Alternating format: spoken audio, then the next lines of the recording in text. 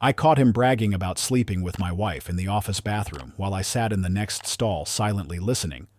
Revenge was simple, but devastating. Nobody tells you that your life can shatter in a bathroom stall. Mine did on a Monday night, just before midnight, while I was doubled over with food poisoning from questionable scallops at lunch. My name is Derek Morgan. I'm 37, 6'2", and until that night, I thought I knew exactly who I was. A former military man turned senior insurance investigator, a husband of 14 years, and father to 2 beautiful girls. At Patterson and Holt Insurance, I'm the guy they call when millions are on the line, the one who spots the inconsistencies others miss, who can tell when someone's lying by the flutter of an eyelid or a misplaced word. If Derek Morgan's on your case, kiss your fraudulent claim goodbye. That's what they say. I've built my reputation on being thorough, patient, and unreadable, the human lie detector. Funny how none of that mattered as I sat there, pants around my ankles, when the bathroom door swung open and 2 voices filtered in. Gavin Rhodes and Troy Barker, underwriters from the 3rd floor. I recognized Gavin's voice instantly, that cocky, overconfident tone that always grated on my nerves. I stayed quiet, hoping they'd finish their business and leave. No man wants to emerge from a stall after obvious gastrointestinal distress. But what came next froze every cell in my body. Dude, I'm telling you, I nailed Morgan's wife last week at the company party. Gavin's words hit me like a sledgehammer. Melissa? No way. Troy sounded skeptical. She's way out of your league and they've been married forever. Swapped her mojito when she wasn't looking. Added a little something extra. Gavin chuckled. Got her nice and relaxed. By the time everyone was leaving, she could barely walk straight. Told her I'd help her to her car to call Derek. But we never made that call. My stomach, already in revolt, now threatened to empty itself again. Melissa had come home late that night, claiming she'd stayed to help clean up after the party. I'd believed her without question. So what, you took advantage of a drunk woman in a parking lot? Troy's voice had an edge to it. Advantage? Please. She was all over me once we got to the back seat, laughing, moaning, begging for it, like she'd been waiting for it to happen. The sink ran. I could picture Gavin's smug face in the mirror as he continued. We're meeting again Saturday while Morgan's watching their kids. She set it up yesterday, said she'd be getting her hair done. 3 hours at the salon, my ass. The pain from my bad shellfish transformed into a fist squeezing my heart. I thought about how Melissa had been with me all week. Normal, loving. There'd even been a night where she was more passionate than usual. Was that guilt sex? But nothing else had changed. No suspicious phone checking, no strange hours, no unusual behavior. Something wasn't adding up. How did Gavin know my wife's hair appointment schedule? She hadn't even mentioned it to me. If Melissa was innocent, why would Gavin fabricate such a detailed story about her specifically? But if she was guilty, why was she acting so normal at home? They left, their laughter fading down the hallway, while I remained frozen, my mind racing with questions I never thought I'd have to ask about the woman I'd shared my life with for 14 years. Haley and Sophie's faces flashed in my mind. My daughters, 10 and 8, the center of my universe. What would this mean for them? For us? I didn't know which possibility was worse, that my wife was cheating on me, or that one of my colleagues was spreading vicious lies about her. Either way, someone was going to pay. Because if there's one thing being an investigator has taught me, it's that the truth always leaves a trail, and I'm very, very good at following trails. I couldn't sleep that night. As I lay beside Melissa, listening to her steady breathing, I replayed the company party in my mind. I'd left for about 2 hours to investigate an art theft at a nearby gallery, an emergency call from a high-value client. When I returned, Melissa was sitting with Gavin, Russell Kane, Gavin's boss, and Russell's wife. Nothing seemed amiss. Melissa appeared sober, engaged in conversation with Mrs. Kane. Gavin left their table shortly after I arrived. I remembered asking Melissa if everything was okay, and she'd smiled, squeezed my hand, and said she'd missed me. Just a normal interaction between husband and wife. What wasn't normal was what happened when we got home. Melissa initiated sex, rare for that late hour. She was unusually passionate, almost desperate in her movements. At the time, I'd chalked it up to the excitement of the night, maybe the 2 glasses of wine she'd mentioned having. Now, I wondered if it had been guilt driving her actions, trying to wash away Gavin's touch with mine. But the days that followed showed no change in her behavior. She helped the girls with homework, planned meals, maintained her exercise routine. Our conversations flowed naturally. No suspicious phone checking, no mysterious appointments, no unexplained absences. I began watching her more carefully, applying the techniques I'd perfected over years of catching insurance fraudsters. I started subtle tests, casually mentioning Gavin's name in conversation, bringing up the party, discussing office gossip that included Troy. Nothing. Not a flicker of unease crossed her face. If anything, she seemed too normal, too composed. Is this what it feels like to go crazy? To question everything you thought was certain? Last night, I decided to probe deeper. "What are your plans this Saturday?" I asked as we cleaned up after dinner. "Hair appointment," she replied easily. "Starting around 1. Shouldn't take more than an hour and a half." "Great. I was thinking of asking Gavin to join us for golf afterward. Make it a foursome with Mike and Brian." Her hands paused while loading the dishwasher. Just for a second, but enough for me to notice. "Gavin? From your office?" She resumed her task, not meeting my eyes. "He's weird, Derek. I only danced with him a couple times at the party to be polite, but he gives me the creeps." The explanation made sense, but her reaction was too strong, her dismissal too forceful. Was she steering me away from suspicion, or was this genuine dislike? That night, lying awake again, I made my decision. 14 years of marriage, 2 children, and a life built together. All of it deserved more than blind suspicion or naive trust. It deserved the truth, whatever that might be. I'm an investigator. It's time I started acting like one. This morning, I pulled strings to access the company's surveillance van, officially for a case involving suspected workers' compensation fraud. I prepared a GPS tracker, a voice-activated recording device, and a small bug I could slip into the purse Melissa always carries when she goes out. The plan took shape with clinical precision. I would track her car. The surveillance van would be parked near the Skyview Motel, the place Gavin had mentioned. Cameras would automatically record from 1 p.m. Saturday, when she'd supposedly be meeting him. Before finalizing everything, I needed to verify what I'd heard. I invited Troy for a ride to survey a building for an insurance claim, simple enough to arrange. Once we were alone in my car, I turned to him with the calm demeanor that has made witnesses confess to million-dollar fraud schemes. "I know everything, Troy. I need you to fill in the rest." His face paled. "I don't know what you're talking about." "I was in the bathroom stall Monday night. I heard everything Gavin said about my wife." Troy's Adam's apple bobbed as he swallowed hard.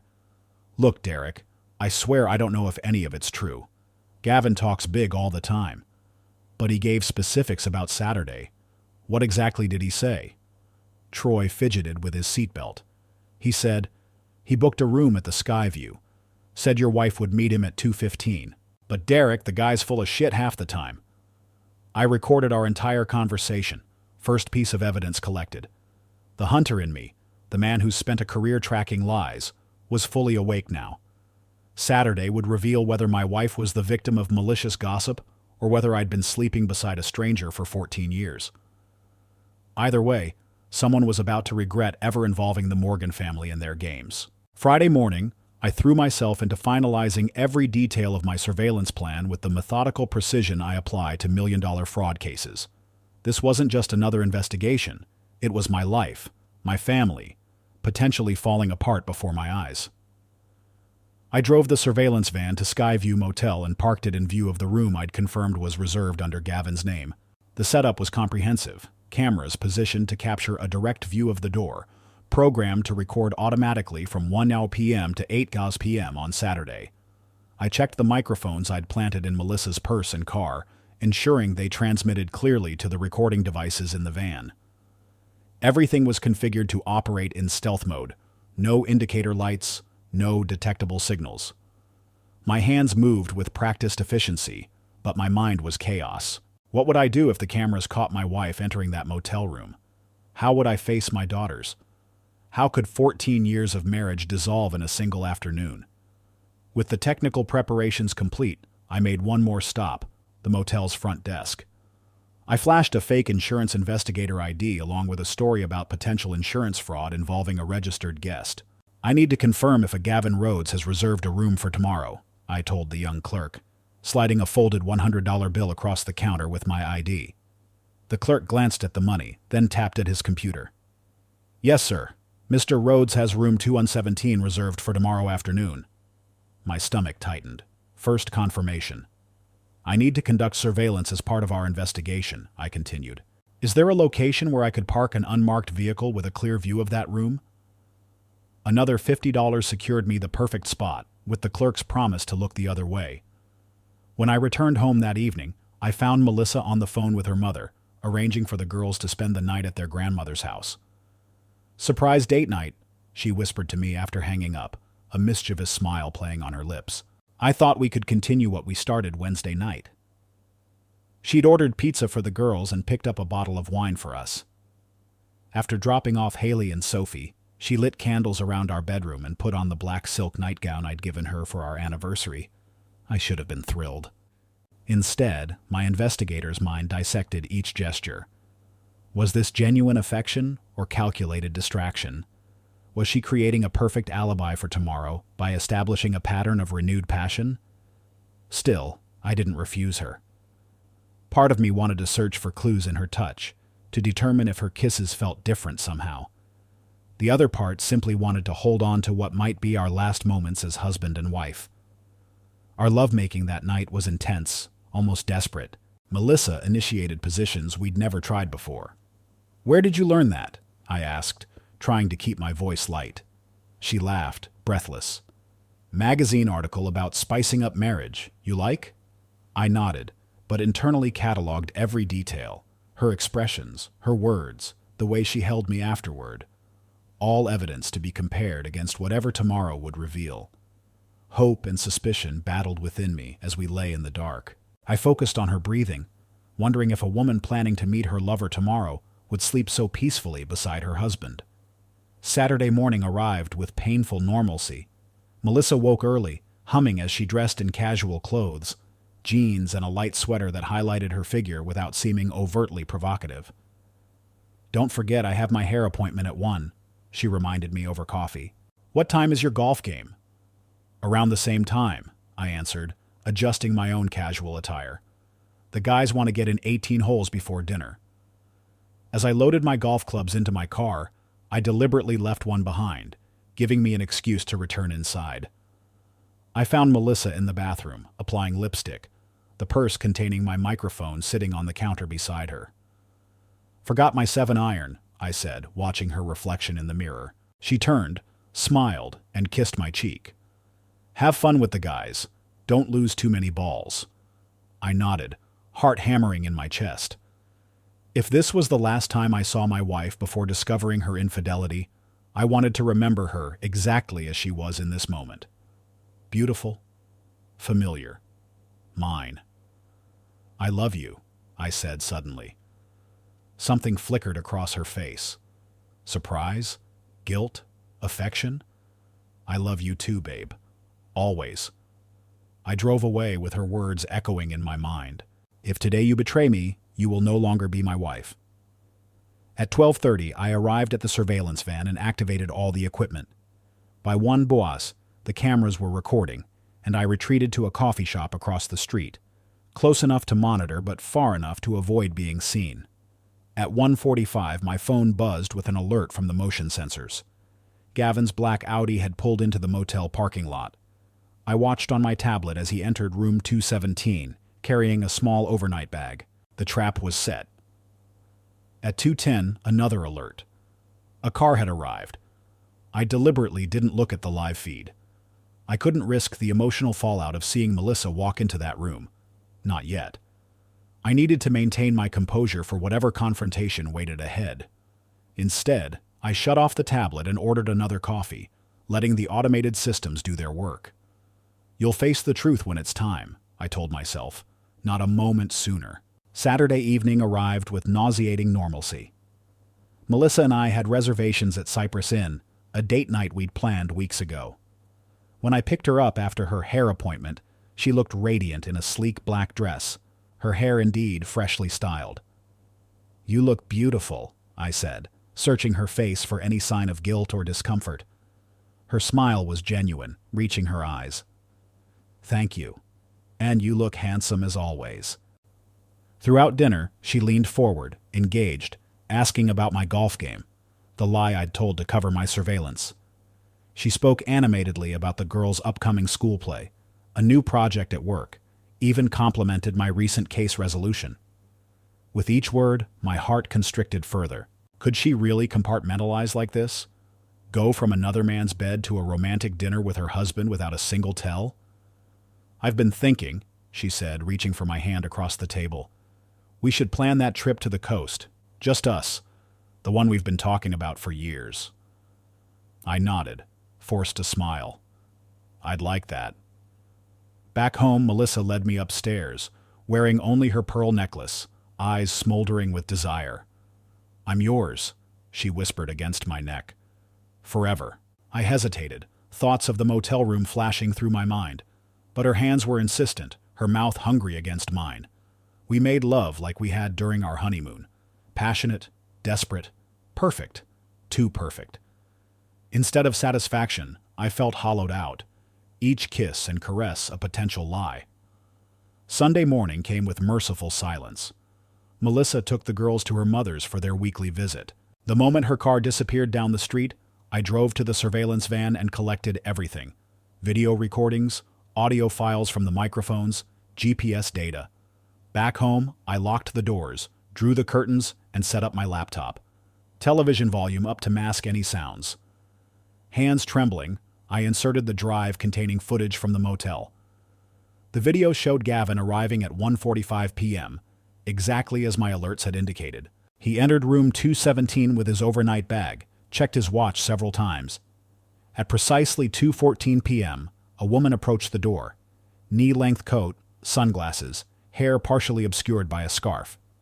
She knocked, and Gavin opened the door immediately, pulling her inside. Just before she disappeared into the room, she turned slightly, her profile visible for a split second. It wasn't Melissa. I rewound, froze the frame, enhanced the image. The woman was Naomi Holt, my boss's wife. The reality hit me like a physical blow. I checked Melissa's address book. Naomi lived in the neighborhood near the salon. The timeline matched perfectly. Melissa had gone to her hair appointment. Gavin had been meeting Travis's wife. I sat back, mind reeling. Relief flooded through me, quickly replaced by anger. Gavin hadn't been sleeping with my wife. He'd been sleeping with our boss's wife. And he'd used Melissa's name as cover, knowing no one would believe he could seduce her, while simultaneously getting to brag about a conquest. I reached for my phone and called Travis. "I need to see you," I said when he answered. "Alone. I have something you need to see." We met at a small restaurant near the office. I brought the recordings, both the surveillance footage and the bathroom conversation I'd recorded with Troy. Travis watched the video, his expression shifting from confusion to shock to rage. When I played the audio of Gavin boasting about sleeping with my wife, Travis's knuckles whitened around his glass. "That son of a bitch has been sleeping with Naomi and using your wife's name as cover," he said, voice dangerously low. "And he had the balls to spread rumors about Melissa?" I nodded grimly. "I want them both gone, Gavin and Troy. Violation of company ethics." "Done," Travis agreed immediately. "First thing Monday morning. I'll handle it personally." He paused. "Derek, thank you for bringing this to me privately. Most men would have gone straight to HR, created a scandal." "I know what it's like to have your marriage threatened," I replied. "What happens with you and Naomi is your business. I'm just concerned about protecting Melissa's reputation." Travis extended his hand. "You have my word. This stays between us. Gavin and Troy will be gone, and no one will ever know why." He sighed heavily. "I owe you for this discretion. If you ever need anything." As I drove home, relief and anger battled within me. Melissa had been faithful. It was Gavin who'd been unfaithful. Not to me, but to our company, our code of conduct, using my wife's name to cover his affair with our boss's wife. I thought about Melissa's behavior over the past week, her passion, her tenderness, her complete normalcy. She hadn't been hiding guilt. She'd been loving me, just as she had for 14 years. I owed her an apology she'd never know about. And tomorrow, I'd watch Gavin and Troy clean out their desks, knowing that justice had been served, even if not in the way I'd expected. Truth, I reflected, is rarely what we think it is. My investigator's instinct had been right. Something was wrong. Just not what I had feared. Monday morning, I arrived at the office earlier than usual. The fluorescent lights seemed harsher, the cubicles more like battlements than workspaces. I watched each face that passed, wondering who else might have heard Gavin's lies about my wife.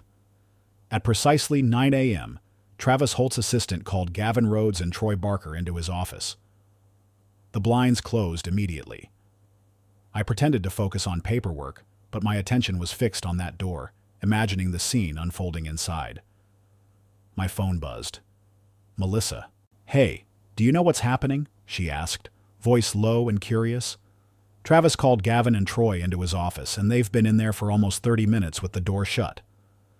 No idea, I lied, my first and hopefully last deception to my wife. Let me know if you hear anything else. Will do. Love you. Love you too. At 9:45, she called again. Something big is happening.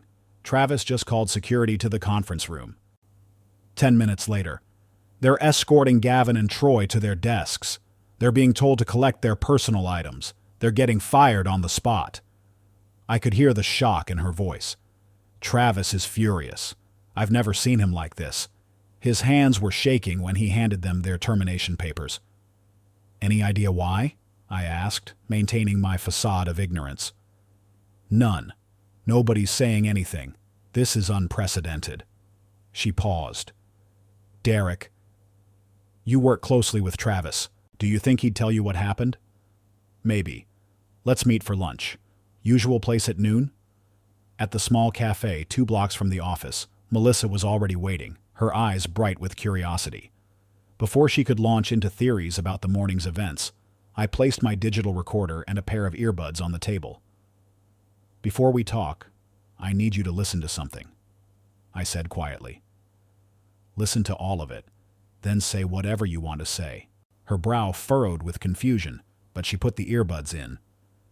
I watched her face as the recording played, Gavin's voice bragging about sleeping with her, describing details of their supposed encounter, Troy's questions, Gavin's assertion they were meeting again at the Skyview Motel at the exact time Melissa was scheduled for her hair appointment.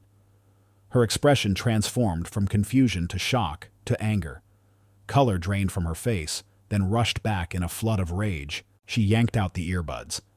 "That lying bastard!" she hissed, hands trembling. "I never, not once.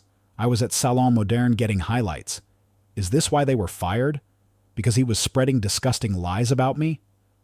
"Partly," I said, keeping my voice even despite the emotion rising in my throat. I heard them that night in the bathroom. I was in the stall when they came in. Her eyes widened. "You heard this? When?"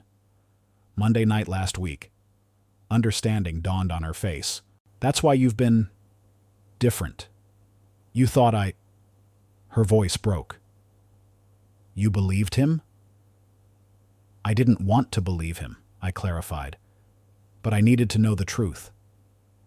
"You could have just asked me," she said, hurt evident in her voice.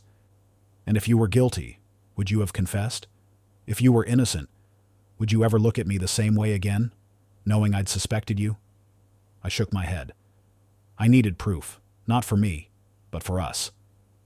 She sat back, processing. "So, what did you do?" I told her everything, the surveillance van, the cameras at the motel, the microphone in her purse, the GPS tracker on her car. With each detail, her eyes grew wider. "The woman who entered that motel room wasn't you, Melissa. It was Naomi Holt, Travis's wife."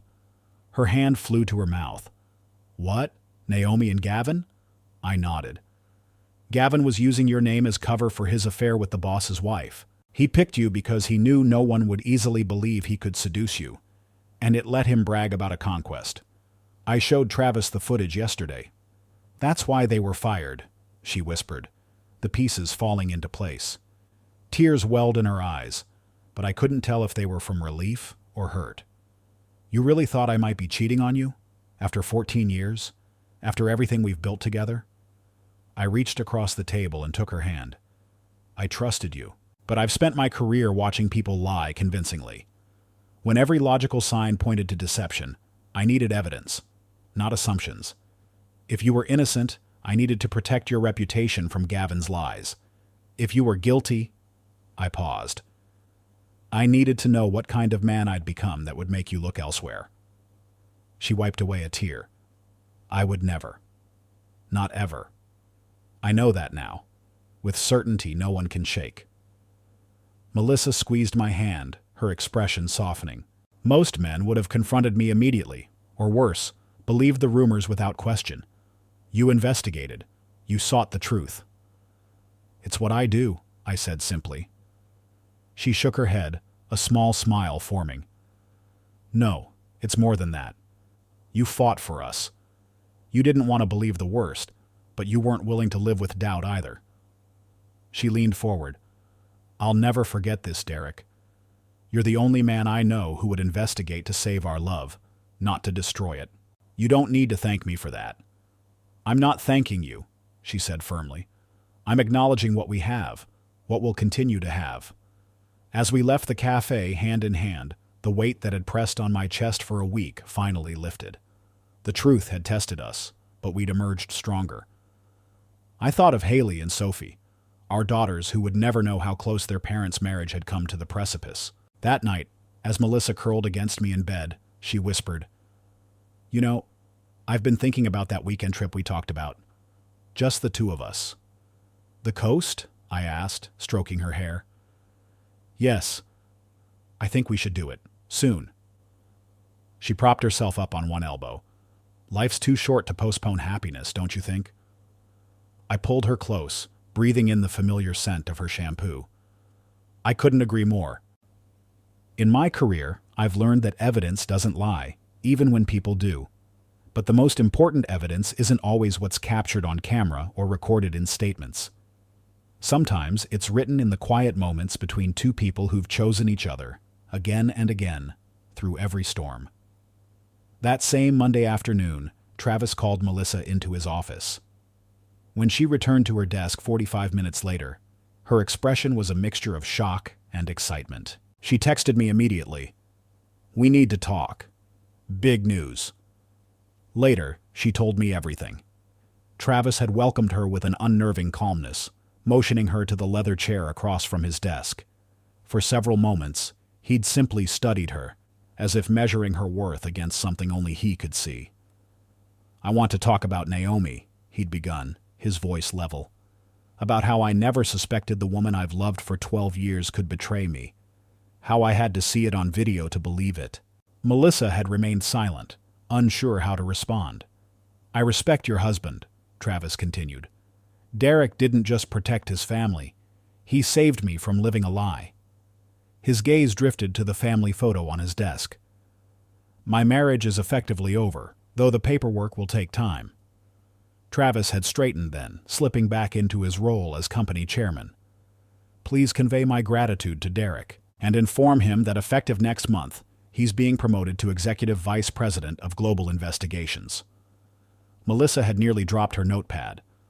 Travis outlined the details. Derek would oversee all investigative teams across America, Europe, and East Asia. We could choose to live near any branch office. The compensation package included substantial stock options, a company car, and a salary triple his current one. A man like your husband can't remain in the same position forever, Travis had concluded. And this company needs men like him. That evening, we had dinner as a family. Haley and Sophie chatted excitedly about school projects and playground politics, blissfully unaware of the seismic shifts that had occurred in their parents' lives over the past week. Across the table, Melissa and I exchanged glances, filled with a depth that hadn't been there before, a certainty forged in fire, unshakable now. After dinner, She poured us each a glass of wine and raised hers in a toast. "To the truth," she said softly. "However painful or hard to swallow, it always needs to be known." I clicked my glass against hers. To truth, and to those brave enough to seek it. After the girls were asleep, Melissa led me to our bedroom. Unlike the previous nights where passion had been tinged with doubt or relief, this time was different, an affirmation rather than a test. Every touch was a renewal of what we'd almost lost. "I thought you would walk away," she whispered later, her head resting on my chest. "So many men would have, but you went all the way to the end, not to condemn me, but to save what matters most." I pulled her closer. "I wasn't fighting because of doubt. I was fighting because I couldn't bear to lose you, if you were still worth having, and you always were." The next morning, Travis sent a company-wide email confirming that Gavin Rhodes and Troy Barker had been terminated for violations of company ethics policies. No specifics were given, but the office hummed with speculation. By afternoon, my official promotion letter arrived, along with a photo of Travis and me shaking hands for the internal newsletter. The aftermath unfolded with an almost poetic sense of justice. Gavin faced a lawsuit for workplace harassment that destroyed any chance of future employment in the industry. Troy quietly disappeared from the insurance world altogether. Naomi left the city after filing for divorce from Travis. According to office gossip, the settlement was generous, but came with ironclad confidentiality agreements. Travis himself changed, growing more reserved, more focused on work than ever before. He maintained contact with me, though. Brief messages, the occasional dinner when he visited our branch offices. Always with the quiet respect of a man who understands exactly what I did for him, even at my own emotional expense. 2 months later, Melissa, the girls and I relocated to the Florida branch office. A fresh start in a place where sunshine seemed to wash away the last shadows of doubt. We bought a house near the beach, where Sophie and Haley could run barefoot in the sand and build castles at the edge of the water. On the flight down, Melissa leaned her head against my shoulder and said, "Maybe I need to be investigated for the rest of my life, if it makes you love me this much." I kissed her forehead. "No need. The case is closed." But in my heart, I knew something fundamental had shifted. Not just in our marriage, but in me. The line between personal and professional, between the investigator and the husband, had blurred. I'd deployed every tool in my arsenal to protect what mattered most, and I'd do it again without hesitation. Because sometimes the greatest risk isn't in seeking the truth, but in allowing yourself to live with uncertainty when everything you love hangs in the balance. Some would call what I did extreme, invasive, perhaps even wrong. But as I watched my family build their first sandcastle on our new beach, I knew with absolute certainty I'd made the right choice. In the end, that's all any of us can hope for. The conviction that when it truly mattered, we chose the path that preserved what couldn't be replaced.